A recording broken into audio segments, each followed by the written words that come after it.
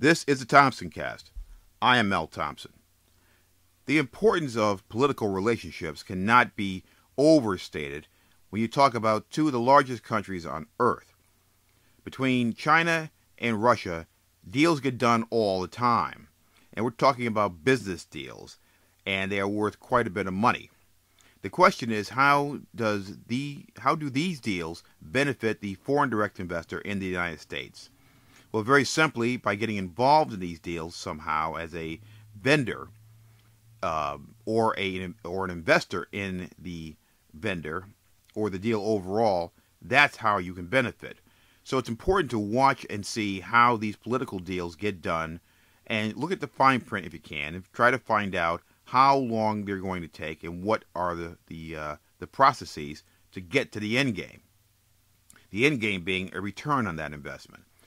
And of course, all of the issues that pertain to the political risks, such as the policies that open or close certain doors to you as a foreign direct investor, and what are your protections as a foreign direct investor.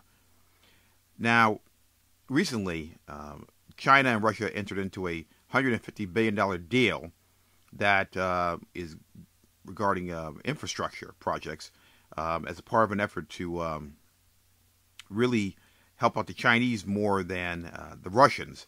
It's designed to really boost Chinese standing worldwide.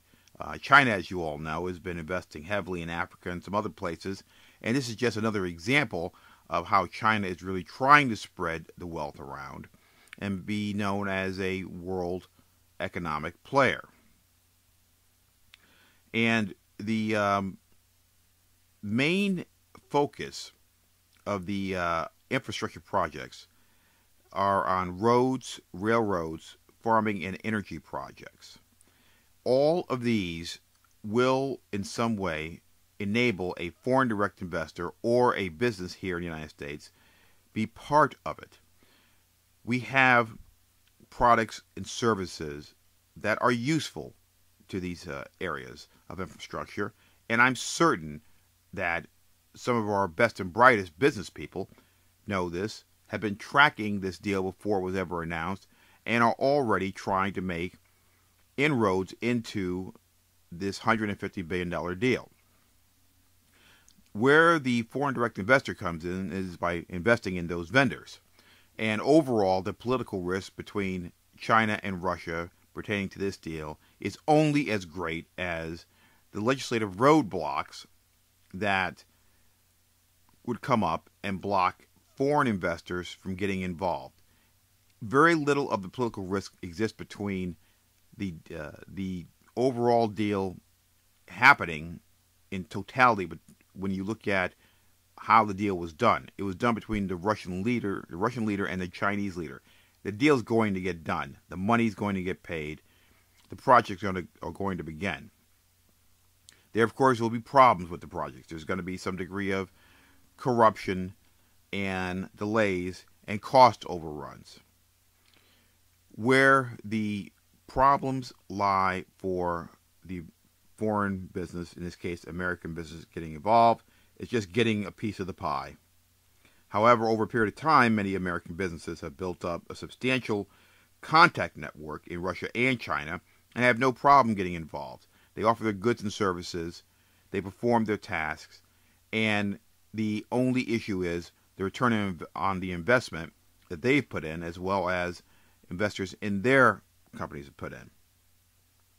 I look at this as a great opportunity for a foreign direct investor, given what the infrastructure projects are focused on, how this deal was done, and the amount of money involved. I see a substantial amount of political risk in deals that are done in Libya, for example, even though down the road Libya is going to be one of the better places to get involved with much lower political risk than now. This deal would have had more political risk if it had been done between a Chinese and Russian business concerns. This is a state deal that is going to benefit all of these players that get involved that happen to be Russian and Chinese businesses. But once again, the Russian and Chinese businesses cannot do this alone. They are going to have to rely on some degree of American help, supplies, services, and expertise. The time to get involved was a while ago in this particular deal, but it's not too late. However, just make sure that there is a substantial amount of research done on market entry as it pertains to these individual markets.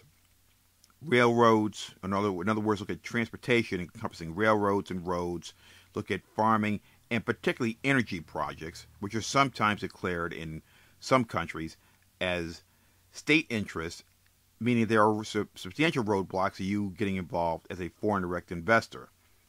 Be careful with those types of things. Do your due diligence into those areas, then choose the vendor that you want to invest with or invest in.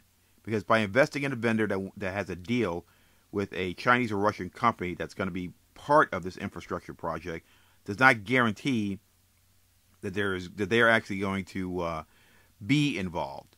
Their contract may have all types of limitations put in there by Chinese and Russian government bureaucrats that preclude foreign direct investment in them as it pertains to particular projects they are involved in. And that is where it will come back to haunt you. Do your homework on the particular areas of the infrastructure project before you become a foreign direct investor. This has been the Thompson Cast. I am Mel Thompson.